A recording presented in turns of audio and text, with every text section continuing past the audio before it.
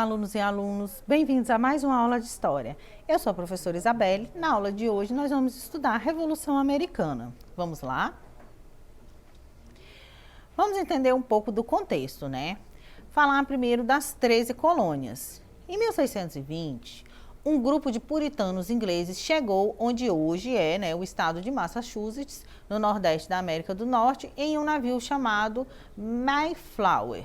E lá fundou um núcleo de colonização chamado Plymouth, né? Esses primeiros integrantes, os chamados pais peregrinos, né, viam a si mesmo como eleitos por Deus, o que ajudou a superar as dificuldades dos primeiros tempos. Observem aí do lado, né, o mapinha, né, dessa primeira colonização. Duas tentativas de colonizar a América do Norte. A primeira, 1585, não deu certo devido a muitos, fatores, entre eles a fome, as doenças e a resistência indígena, que era forte. A segunda, em 1607, aonde tem o surgimento do primeiro povoado na América do Norte, foi em Jamestown, na Virgínia, e temos a formação das colônias, tão desejadas pela coroa inglesa. Essa segunda tentativa foi a que deu certo, com a participação de companhias capitalistas ingleses que incentivaram a vinda de colonos ingleses para a América do Norte.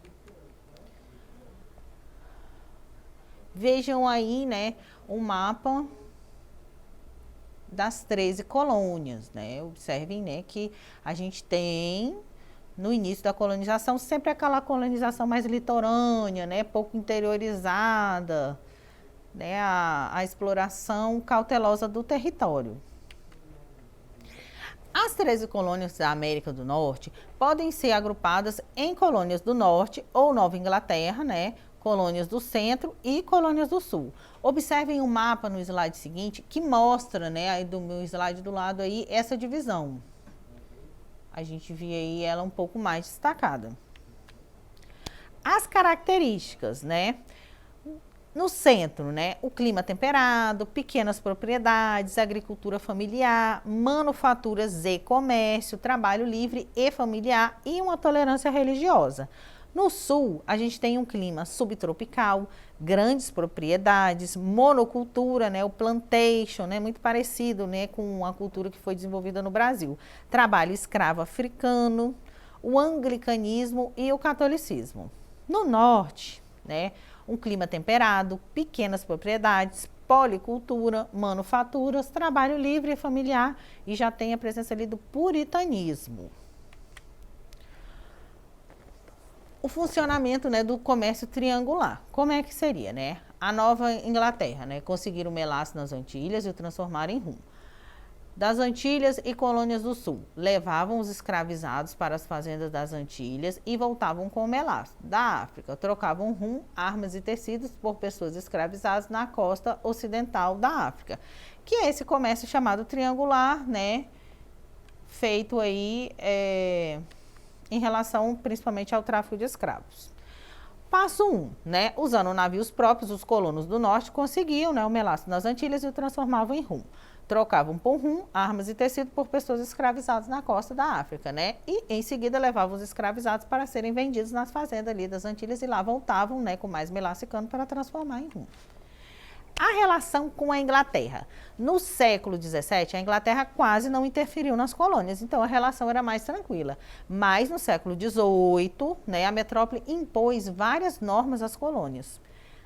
A concorrência, que as mercadorias norte-americanas faziam às inglesas no mercado externo, levou à interferência da metrópole inglesa nas 13 colônias. Além disso, as guerras, em que a Inglaterra se envolveu, a Guerra Franco-Índia, iniciada em 754, a Guerra dos 7 Anos, 756, a 763, motivado pela disputa entre França e Inglaterra, por terras ali situadas na África, na Ásia e na América do Norte, tudo isso que acabou onerando, os cofres da coroa.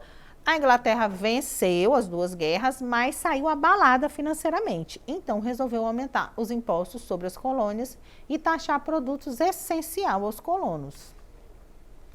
O primeiro ponto relevante a ser abordado é que durante o século XVII, a Inglaterra havia deixado de ser uma monarquia absolutista, tornando-se uma monarquia parlamentar constitucionalista, na qual a burguesia, por meio do parlamento, controlava o país. Com o advento da Revolução Industrial, essa burguesia tinha interesse na expansão da indústria e, por isso, buscava novas fontes de matérias-primas e novos mercados consumidores. As colônias da Inglaterra, naturalmente, foram enxergadas como fontes para alimentar esse processo industrial inglês, tanto como fonte de matéria-prima, como mercado consumidor, como define aí o historiador Leandro Carnal. O parlamento britânico cria novas leis, A Proclamação Real, 1763, proibia os assentados de avançarem para o oeste, de atravessarem as montanhas, as Apaláchias, e de entrarem ali nos territórios dos índios. Segundo, a lei do açúcar proibia a importação do rum e cobrava taxas sobre a importação do melaço que não viesse das Antilhas Britânicas. A lei do selo, cobrava uma taxa sobre diferentes documentos comerciais, notas, contratos, testamentos, jornais, cartas e etc. A lei dos alojamentos obrigava os colonos a fornecerem alojamento e alimentação para as tropas inglesas ali no território americano. E todas essas leis acabam, de uma certa forma, prejudicando os colonos, Então, a reação dos colonos, como argumento, o parlamento inglês, ele cria as taxas, só, residentes na Inglaterra elegem representantes, americanos dizem que a taxa é injusta, e querem aí a representação sem a qual não pagarão as taxas. O parlamento inglês aprova os atos, Townshend, e leis impostas à navegação. Dava aos oficiais britânicos autorização para procurar nas casas e nos barcos de colonos produtos contrabandeados. As taxas, impostos sobre vidro, chumbo, tinta, papel, mais impostos aí sobre os colonos. E aí, em 5 de março de 1770, ocorre o massacre de Boston, Inicia como um protesto de colonos contra o governo britânico. E aí os colonos lançam, bolas de neve nos soldados e os insultam verbalmente, cercando ali. E os soldados atiram, de volta, matando 5 pessoas.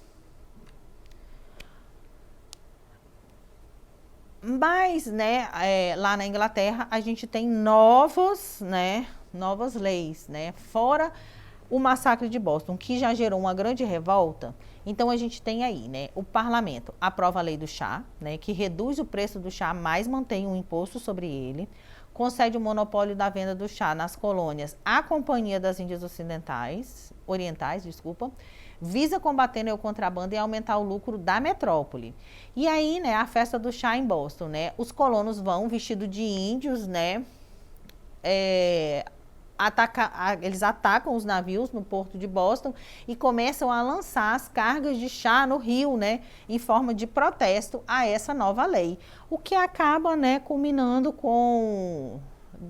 para azedar de vez as relações entre colonos e metrópole, E aí, em resposta, o parlamento aprova as leis intoleráveis, o fechamento do porto de Boston, a ocupação militar em Massachusetts, a suspensão das reuniões, nas colônias, imposição, de um novo governador, o envio de tropas para garantir o cumprimento das leis nas colônias, o rigor no julgamento de crimes, contra o Império, que todos os julgamentos de crimes cometidos, fossem, a critério de autoridades britânicas realizados em uma colônia, ou mesmo na Inglaterra. E a lei do alojamento, os colonos estavam, então, de novo, obrigados, a proporcionar alojamento e alimentação para esses soldados britânicos, em suas propriedades. Todos esses fatores vão, ocasionando o que a gente chama, de a Revolução Americana, são os fatores que vão levar à independência dos Estados Unidos, de fato. Mas, nós vamos deixar para a próxima aula, a continuação. Mas, por hoje, vamos exercitar o que nós aprendemos até agora. Sobre a economia nas 13 colônias, é correto afirmar: enquanto o Centro-Norte foi se desenvolvendo com certa independência econômica e financeira, o Sul evoluiu mantendo, estreita dependência da Inglaterra. Letra B. O Sul não possuía um regime escravista, a base da economia era a indústria. Letra C. O Centro tinha um regime escravista que dominava todas as colônias da região. Ou letra D. O Norte era a região menos desenvolvida das 13 colônias. Vamos lá, pensando na resposta. Que é, né, a letra A. Né? Enquanto o Centro-Norte foi se desenvolvendo com certa independência econômica e financeira, o Sul evoluiu mantendo, né, estreita dependência com a Inglaterra, né? As colônias do Sul, né, monocultura, regime de plantation, escravidão africana, né? Tipicamente aí características de uma colônia de exploração muito parecidas, né, com as características que a gente observa no Brasil, por exemplo, aqui das colônias da América do Sul, né? Aonde você tem uma dependência, né, estreita com a metrópole. Já as colônias ali do Centro-Norte, né, uma característica mais de colônia de ocupação, de povoamento, né, que se distinguem um pouco mais. Próxima questão. O que foi a festa do chá de Boston?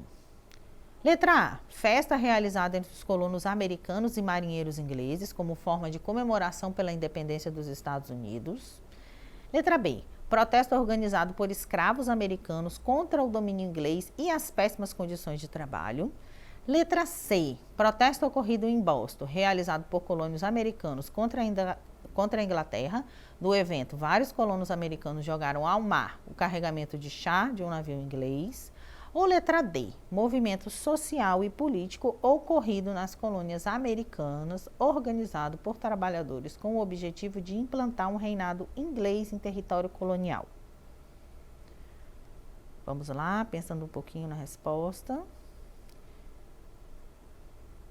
A resposta correta é a letra C, né? Um protesto ocorrido em Boston, né? Realizado por colonos ali contra a Inglaterra, todos vestidos de índios, né? E acabam jogando, né, ao mar o carregamento, né, de chá, né, de um navio inglês, né?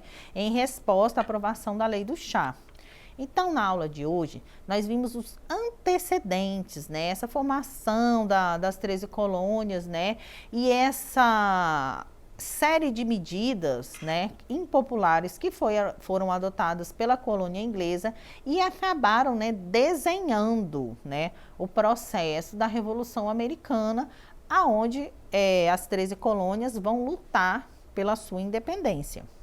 Nós vimos, né, que num primeiro momento a coroa inglesa não se manifestava tanto, né? As relações eram um pouco mais amigáveis. E aí uma série de fatores externos, né, como por exemplo as guerras, né, que a Inglaterra se envolveu, acabaram onerando os cofres da coroa, né, e fez com que os impostos, né, as medidas, né, de controle sobre a colônia, as 13 colônias americanas fossem reforçadas, né, aumento de impostos, maior controle, né, a proibição em algum momento ali, né, da sua produção industrial, né, para que não houvesse concorrência, e todos esses fatores acabaram azedando, né, essa relação entre colônia e metrópole, e são os antecedentes que vão gerar aí a independência, né, a luta pela independência das 13 colônias, né, americanas, que é assunto para a nossa próxima aula. Então, meninas e meninas, até lá. Por hoje é só. Até a próxima aula. Tchau, tchau.